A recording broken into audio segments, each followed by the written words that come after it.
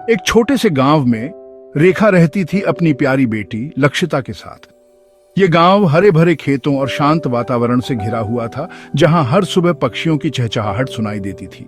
रेखा और लक्षिता का घर गांव के किनारे पर था, जहां से सूरज की पहली किरणें उनके आंगन में आती थी। रेखा एक अकेली माँ, जिसके लिए लक्षिता ही उसकी दुनिया थी। लक्षिता के बिना रेखा की जिंदगी अधूरी थी। दोनों का रिश्ता बहुत ही खास था, जिसमें प्यार, समझ और एक दूसरे के प्रति गहरा सम्मान था।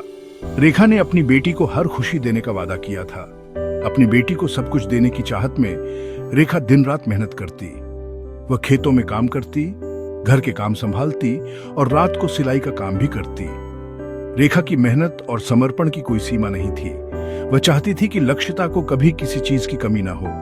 मुझे पता है कि अच्छी एजुकेशन ही लक्षिता को एक अच्छा फ्यूचर दे सकती है।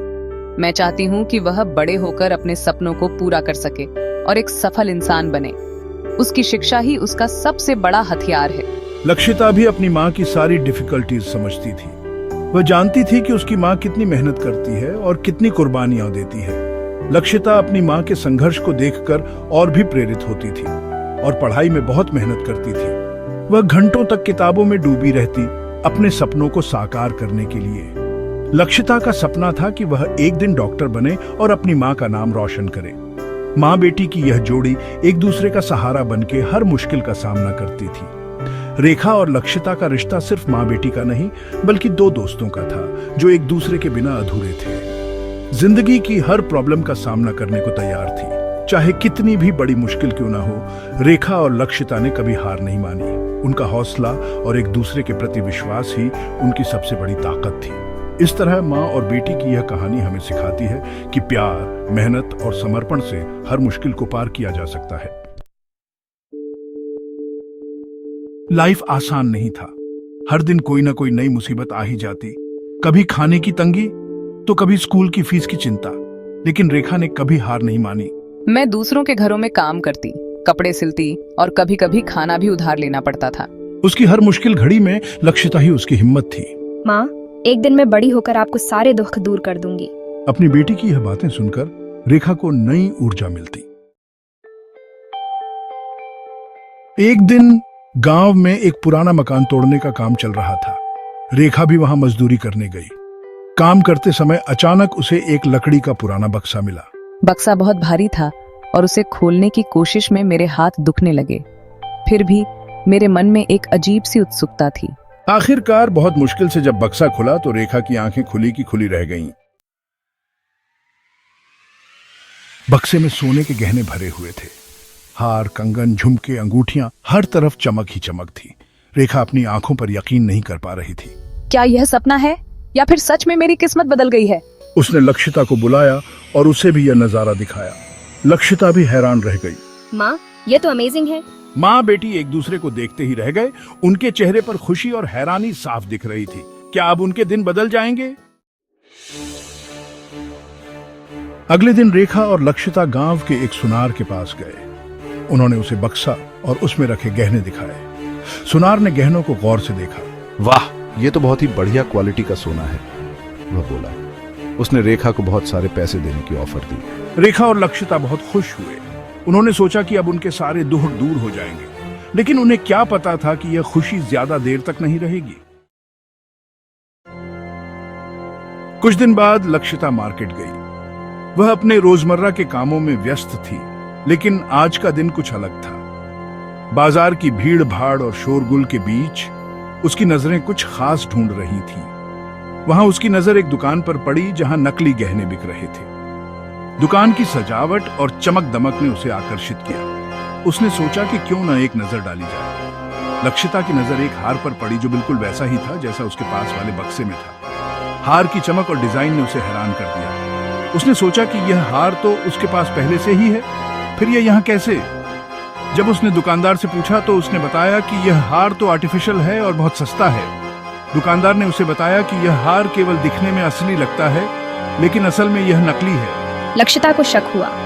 उसने सोचा कि अगर यह हार नकली है तो उसके पास वाला हार असली कैसे हो सकता है? क्या उसे भी धोखा दिया गया है? उसने वह हार खरीदा और घर आकर अपनी माँ को दिखाया। माँ ने हार को ध्यान से देखा और कहा, यह तो बिल्कुल वैसा ही है जैसा हमारे पास है। माँ बेटी दोनों समझ गए कि सुनार ने उन्हें धोखा दिया है।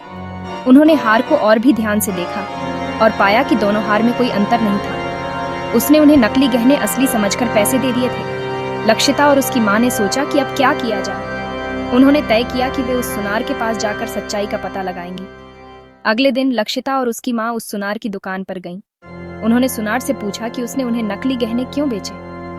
सुनार ने पहले तो मना किया, लेकिन जब लक्षिता ने दोनों हार दिखाए तो वह चुप हो गया। सुनार ने अंततः स्वीकार किया कि उसने गलती की थी और माफी मांगी। उसने कहा कि वह उन्हें असली गहने देगा और उनके पैसे वापस करेगा। लक्षिता और उसकी माँ ने राहत की सांस ली। उन्होंने सोचा कि सच्चाई का प्रकाश हमेशा अंधकार को दूर करता है। इस घटना ने उन्हें सिखाया कि कभी-कभी हमें अपने अधिकारों के लिए खड़ा होना पड़ता है। इस तरह लक्षिता और उसकी माँ ने न केवल अपने गहने वापस पाए, बल्कि एक महत्वपूर्ण सबक भी सीखा। सच्चाई का प्रकाश हमेशा चमकता है, चाहे परिस्थितियां कैसी भी हों। धोखा खाकर रेखा और लक्षिता बहुत दुखी हुए, लेकिन उन्होंने हिम्मत नहीं हारी। लक्षिता ने डिसाइड किया कि वह अपने दम पर अपनी लाइफ बदलेगी। उसे बचपन से ही ड्राइंग और डिजाइनिंग का बहुत शौक था। मैंने सोचा कि मैं ज्वेलरी डिजाइनिंग सीखूंगी और अपना खुद का बिजनेस शुरू करूंगी। मैं हमेशा तुम्हारे साथ हूँ बेटी। उन्होंने अपने गांव के पास एक बड़े शहर में जाकर लक्षिता का एडमिशन एक डिजाइनिंग स्कूल में करवाया। लक्षिता पढ़ाई में बहुत होशियार थी। उसने जल्दी ही ज्वेलरी डिजाइनिंग अच्छे से सीख ली। उसके डिजाइन्स नए और बहुत सुंदर थे। डिजाइनिंग स्कूल से निकलने के बाद लक्षिता ने अपने गांव में ही एक छोटी सी ज्वेलरी की शॉप खोली। मैं तुम्हारे इस काम में हमेशा तुम्हारी मदद करूंगी। लक्षिता के डिजाइन्स लोगों को बहुत पसंद आए। धीरे धीरे उसकी दुकान का नाम दूर दूर तक होने लगा। लोग उसके यहां से खास करके ज्वेलरी खरीदने आते थे। लक्षिता और रेखा की मेहनत सफल हो रही थी।